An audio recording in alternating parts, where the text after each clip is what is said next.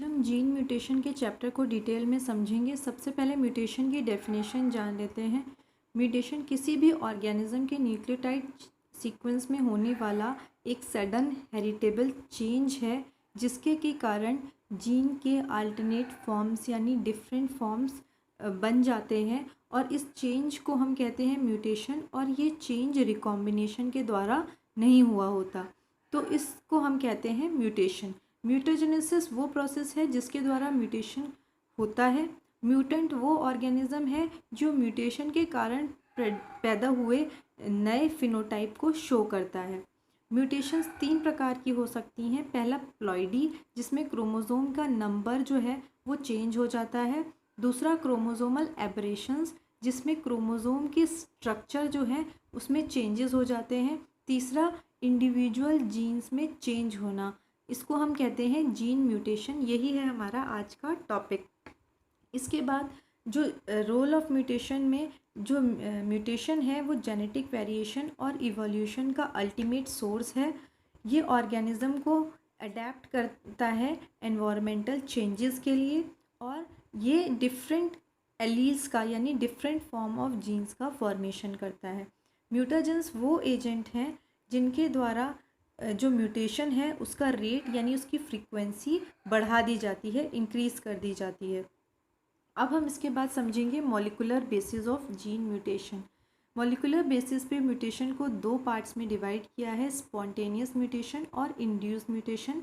Spontaneous mutation without any exogenous mutagen होती है, यानी बाहर से किसी म्यूटाजन का रोल नहीं है इसमें, और इसमें नेचुरल जेनेटिक वेरिएशन होता है। और ये स्पॉन्टेनियस म्यूटेशन होता है कब? नॉर्मल ग्रोथ ऑफ सेल में। इसके कारण हो सकते हैं replication errors, spontaneous lesion, transposable elements और ऑक्सीडेटिव डैमेज। इंड्यूस म्यूटेशन जो है उसको इंड्यूस कराया जाता है with the help of mutagen, जो कि हमारा एक एजेंट है, और ये रिएक्ट करता है पेरेंट डीएनए के साथ और स्ट्रक्चरल चेंज कॉज करता है डीएनए में, जो कि उसकी बेस पेयरिंग को इफ़ेक्ट करता है। इसके बाद हम समझेंगे स्पॉन्टेनियस म्यूटेशन के कारणों को। सबसे पहला जो उसका कारण है वो है रेप्लिकेशन एरर्स। रेप्लिकेशन एरर्स के कारण सब्स्टिट्यूशन म्यूटेशन हो सकते हैं और फ्रेम शिफ्ट म्यूटेशन हो सकते हैं। रेप्लिकेशन एरर के कारण क्या हैं? सबसे पहला कारण है इसका टॉटोमरिक शिफ्ट्स। टॉटोमरिक शिफ्ट्स क्या होती हैं? हम सभी जानते हैं कि जो डीएनए है वो 4 बेसिस से मिलके बना है, जिसमें कि 2 पिरिमिडीन्स हैं जो कि एडेनिन और गुआनिन हैं, और 2 प्यूरिन्स हैं जो कि थायमीन और साइटोसिन हैं। जो थायमीन और गुआनिन है वो 2 फॉर्म्स में, टॉटोमर फॉर्म्स में प्रेजेंट होते हैं। पहला है कीटो फॉर्म जिसमें ये स्टेबल होते हैं, और दूसरा है इनॉल फॉर्म जो कि लेस स्टेबल फॉर्म है और ये रेयर होती है। और एडेनिन और साइटोसिन भी 2 टॉटोमरिक फॉर्म्स में प्रेजेंट होते हैं। 2 डिफरेंट स्ट्रक्चर्स हैं इनके। पहला है अमीनो फॉर्म जो कि स्टेबल फॉर्म है, दूसरी है इमिनो फॉर्म जो कि लेस स्टेबल और रेयर है। अपने नॉर्मल फॉर्म में जब ये होते हैं यानी स्टेबल फॉर्म्स में जब ये बेसिस होते हैं तो नॉर्मली थायमीन जो है वो पेयर करता है एडेनिन के साथ और गुआनिन पेयर करता है साइटोसिन के साथ। लेकिन जब ये अपनी रेयर यानी लेस स्टेबल फॉर्म्स में होते हैं तो थायमीन जो है वो पेयर कर सकता है गुआनिन के साथ, और एडेनिन जो है वो पेयर कर सकता है साइटोसिन के साथ। तो अगर रेप्लिकेशन के टाइम पे ये जो बेसिस हैं वो अपनी लेस स्टेबल फॉर्म्स में प्रेजेंट होते हैं तो रेप्लिकेशन के दौरान जो चेंजेस हो जाएंगे वो हेरिटेबल हो जाएंगे और वो म्यूटेशन कॉज करेंगे। यहाँ पे आप देख सकते हैं इसकी 2 टॉटोमरिक फॉर्म्स, चारों नाइट्रोजनस बेसिस की। तो हम यहाँ पे समझते हैं कि normally short period of time के लिए जो हमारे बेसिस हैं वो अपनी अनस्टेबल यानी रेयर टॉटोमरिक फॉर्म्स में प्रेजेंट होते हैं, बट अगर वो रेप्लिकेशन के टाइम पे रेयर फॉर्म में प्रेजेंट होंगे तो एडेनिन पेयर करेगा साइटोसिन के साथ और थायमीन पेयर कर जाएगा गुआनिन के साथ, और नेट इफेक्ट जो होगा रेप्लिकेशन के बाद उसमें क्या होगा, अगर ए और टी आपस में बेस पेयर हैं तो वो कन्वर्ट हो जाएगा जीसी में, और जीसी जो बेस पेयर है वो कन्वर्ट हो जाएगा एटी बेस पेयर में। तो इसको हम कहते हैं बेस पेयर सब्स्टिट्यूशन। तो ये जो हमारा बेस पेयर सब्स्टिट्यूशन यानी सब्स्टिट्यूशन म्यूटेशन है, इसको पॉइंट म्यूटेशन भी कहा जाता है। और क्यों कहा जाता है? क्योंकि जो सब्स्टिट्यूशन म्यूटेशन है वो तब होता है जब अगर एक बेस नाइट्रोजनस बेस जो है वो सब्स्टिट्यूट हो जाए दूसरे बेस से, तो हम कहेंगे पॉइंट म्यूटेशन, क्योंकि वन बेस है।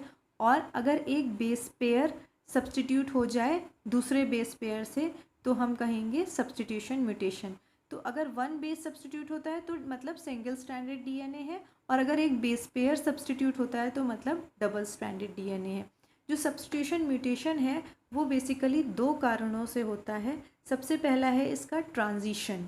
ट्रांजिशन में एक जो हमारा प्यूरिन है वो रिप्लेस हो जाता है दूसरे प्यूरिन से, या फिर एक पिरिमिडीन जो है वो रिप्लेस हो जाता है दूसरे पिरिमिडीन से। यानी ए रिप्लेस हो जाएगा जी से, जी रिप्लेस हो जाएगा ए से, टी रिप्लेस हो जाएगा सी से, सी रिप्लेस हो जाएगा टी से। तो इसको हम कहते हैं ट्रांजिशन सब्स्टिट्यूशन म्यूटेशन। दूसरा है इसका रीज़न ट्रांसवर्जन। ट्रांसवर्जन में एक जो प्यूरिन है वो रिप्लेस हो जाएगा पिरिमिडीन से, और पिरिमिडीन रिप्लेस हो जाएगा प्यूरिन से।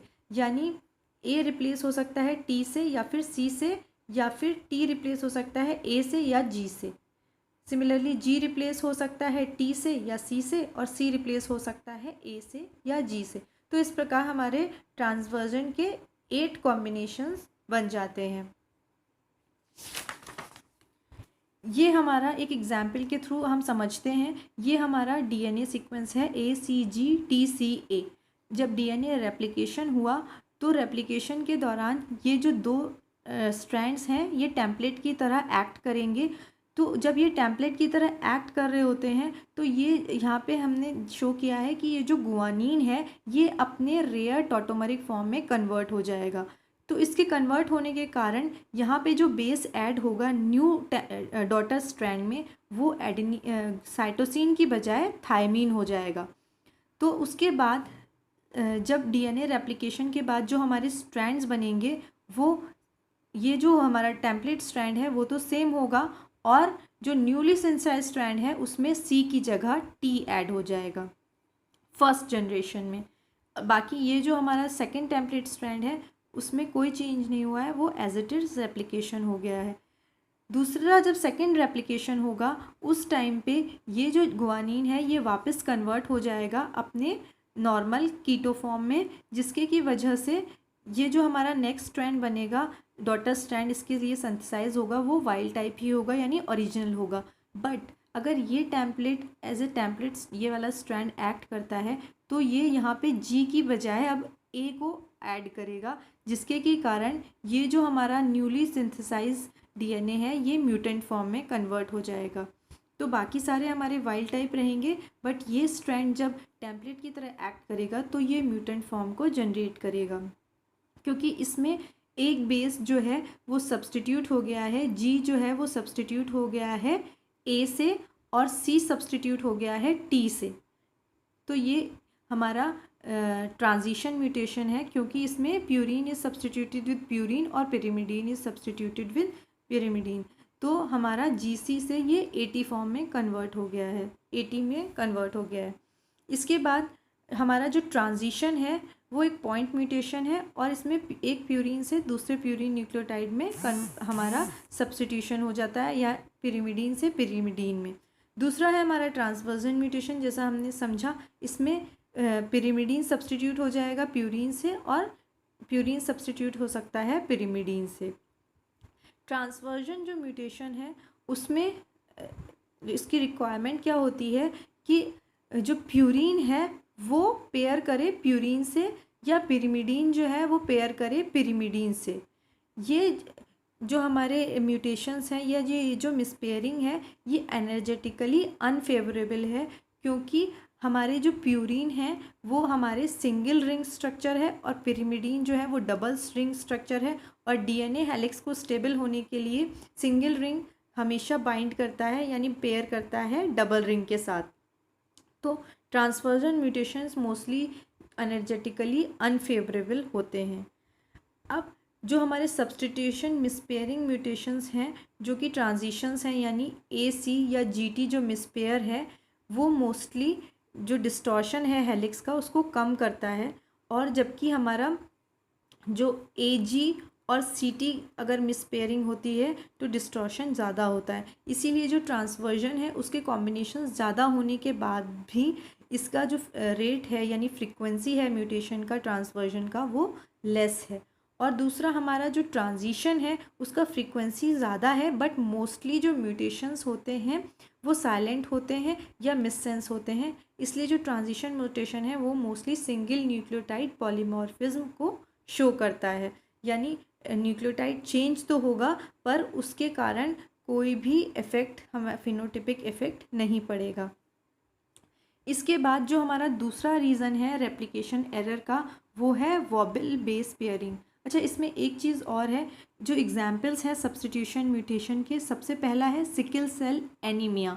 सिकल सेल एनीमिया में बीटा हीमोग्लोबिन जीन जो है RBC का, उसमें सिंगल बेस सब्स्टिट्यूशन यानी ट्रांजिशन म्यूटेशन हो जाता है और A की जगह पे U अटैच हो जाता है, यानी ग्लूटामिक एसिड जो GAA और GAG इन जेनेटिक कोड से कोड होता है वो रिप्लेस हो जाता है GUA और GUG से, और वो कोड करता है वेलिन अमीनो एसिड को, यानी ग्लूटामिक एसिड जो है वो रिप्लेस हो जाता है वेलिन से। क्योंकि ग्लूटामिक एसिड हाइड्रोफिलिक है और वेलिन हाइड्रोफोबिक है, तो हाइड्रोफिलिक नेचर के कारण जो RBC है वो राउंड शेप्ड की होती है, बट जब वेलिन ऐड हो जाता है तो हाइड्रोफोबिक ग्रुप ऐड होता है, जिसके के कारण RBC का शेप सिकल शेप हो जाता है।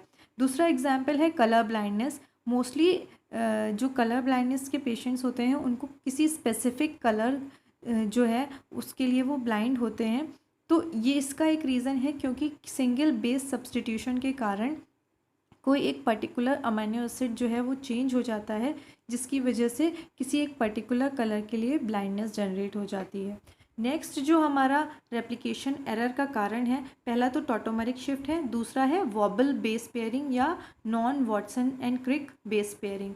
नॉर्मल भी और प्रोटोनेटेड नेचर में भी जो हमारे नाइट्रोजनस बेसिस हैं वो आपस में पेयर कर सकते हैं, और जो DNA का डबल हेलिकल स्ट्रक्चर है वो उसमें जो फ्लेक्सिबिलिटी है उसके कारण से जो बेस पेयरिंग है वो चेंज हो सकती है, क्योंकि जो डबल हेलिक्स है वो फ्लेक्सिबल है और वो स्लाइटली मिस शेप्ड पेयरिंग को एकोमोडेट कर लेता है। इसके कारण जैसे कई बार जैसे हम यहाँ पे एग्जाम्पल से शो कर रहे हैं, ये हमारा DNA है, इसमें TTCG है और दूसरा टेम्पलेट है वो बेस पेयर्ड है AAGC से, बट नॉर्मल कंडीशन में या प्रोटोनेटेड फॉर्म में T जो है वो G से भी बेस पेयर कर सकता है, यानी थायमीन गुआनिन से भी बेस पेयर कर सकता है। और नेक्स्ट जनरेशन में अगर ये बेस पेयरिंग होगी तो G के साथ जो है वो C अटैच हो जाएगा जो कि म्यूटेंट हो जाएगा, यानी कि यहाँ पे हमारा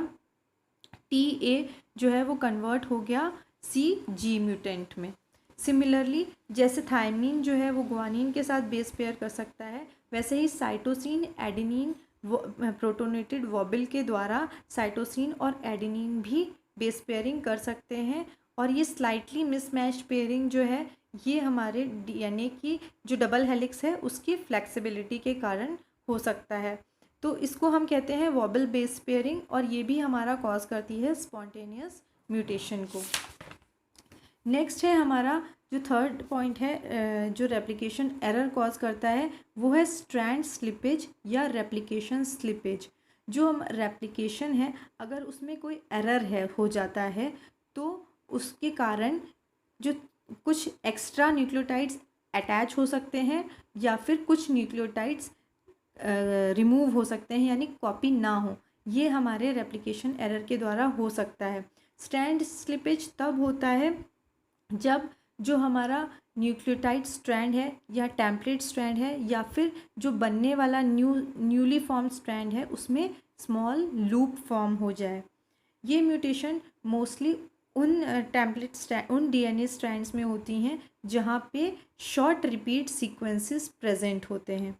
इसको हम इस एग्जाम्पल से समझते हैं। ये हमारा DNA है, ये इसके जब इसमें रेप्लिकेशन होगा तो ये दोनों स्ट्रैंड्स जो हैं ये एक्ट करेंगे टेम्पलेट की तरह। तो हम इसको शो कर रहे हैं, ऊपर वाले स्ट्रैंड को एज ए टेम्पलेट शो कर रहे हैं। जब ये टेम्पलेट की तरह एक्ट करेगा तो हमारा यहाँ पे डॉटर स्ट्रैंड सिंथेसिस होगी। जब डॉटर स्ट्रैंड सिंथेसिस के टाइम पे ये टी, जी और सी अटैच हुआ, फिर जो न्यूली फॉर्म स्ट्रैंड है उसमें ए ने एक लूप बना लिया और उसके बाद वो जो लूप फॉर्मेशन के बाद ये वापस स्ट्रैंड्स को एज अ टेम्पलेट यूज़ करके सिंथेसिस होने लगी। तो क्या होगा, जो हमारा न्यू स्ट्रैंड होगा उसमें ये ए जो है डॉटर स्ट्रैंड में इंसर्ट हो जाएगा और जब ये daughter strand as a template add करके दोबारा रेप्लिकेशन में आएगा तो इसमें क्या होगा, ये साथ जो न्यू स्ट्रैंड बनेगा उसमें ये टी को अटैच कर देगा। तो ये हमारा एक तो न्यूक्लियोटाइड इंसर्ट हो गया और जब ये हमारा mRNA का फॉर्मेशन करेगा, प्रोटीन का फॉर्मेशन होगा, तो जब mRNA का फॉर्मेशन होगा तो रीडिंग फ्रेम भी इसका चेंज हो जाएगा। सिमिलरली हम डिलीशन में देखते हैं, जो हमारा टेम्पलेट है उसमें क्या होता है, वो एक स्मॉल लूप फॉर्म कर लेता है और ये जैसे कि यहाँ पे ए, सी और जी ऊपर चला गया तो हमारा जो न्यूली सिंथेसाइज्ड स्ट्रैंड है इसको रिकॉग्नाइज नहीं कर पाएगा और इसके अकॉर्डिंग इसको लेफ्ट कर देगा, मान ली इसको छोड़ देगा। तो जब ये डॉटर स्ट्रैंड नेक्स्ट रेप्लिकेशन में टेम्पलेट की तरह एक्ट करेगा तो ये जो होगा इसमें ये जी जो बेस है ये मिसिंग हो जाएगा, तो उसके कारण जो रीडिंग फ्रेम है वो भी चेंज हो जाएगा mRNA का। तो जो टेम्पलेट स्ट्रैंड है और उसकी कॉपीज़ जो हैं, ये टेम्पलेट स्ट्रैंड है या उसकी कॉपी अगर ये शिफ्ट हो जाए ऊपर या न्यूली सिंथेसाइज्ड स्ट्रैंड शिफ्ट हो जाए चाहे टेम्पलेट स्ट्रैंड शिफ्ट हो जाए तो इसकी वजह से या तो कोई बेस मिस हो जाता है या कोई बेस एडिशनल ऐड हो जाता है। तो एडिशन और डिलीशन जो है वो बेस पेयर का क्या करता है, वो चेंज कर देता है प्रोटीन कोडिंग पोर्शन की जो जीन है उसके रीडिंग फ्रेम को, ट्रांसलेशनल रीडिंग फ्रेम को चेंज कर देता है। तो इस म्यूटेशन को हम कहते हैं फ्रेम शिफ्ट म्यूटेशन। एग्जाम्पल्स जो हैं डिजीज़ जो कि फ्रेम शिफ्ट म्यूटेशन के कारण होती हैं, यानी ट्रिपलेट रिपीट सीक्वेंसेस एक्सपेंशन के कारण। सबसे पहला एग्जाम्पल है हंटिंगटन डिजीज़। इसमें जो रिपीट रेंज है वो 6 से 35 न्यूक्लियोटाइड सीक्वेंस की हो सकती है और जो सीक्वेंस रिपीट हो जाता है वो है C, A और G। दूसरा एग्जाम्पल है फ्रेजाइल एक्स सिंड्रोम। इसमें जो सीक्वेंस है रिपीट सीक्वेंस वो है CGG। ये रिपीट सीक्वेंस 10 to 50 टाइम्स ये रिपीट हो जाता है, ड्यू टू म्यूटेशन एडिशन ये रिपीट हो जाता है। तो यहाँ पे इस वीडियो में हमने अब समराइज़ करते हैं। सबसे पहले हमने म्यूटेशन की डेफिनेशन देखी, दूसरा रोल ऑफ म्यूटेशन, तीसरा मॉलिक्यूलर बेसिस ऑफ म्यूटेशन में हमने 2 टाइप्स पढ़े, स्पॉन्टेनियस और इंड्यूस्ड। स्पॉन्टेनियस के जो रीजंस हैं उसमें है replication error, spontaneous lesion, transposition और ऑक्सीडेटिव डैमेज। इसके बाद हम समझ रहे हैं रेप्लिकेशन एरर्स को, जिसमें फर्स्ट हमने समझा टॉटोमेरिक शिफ्ट।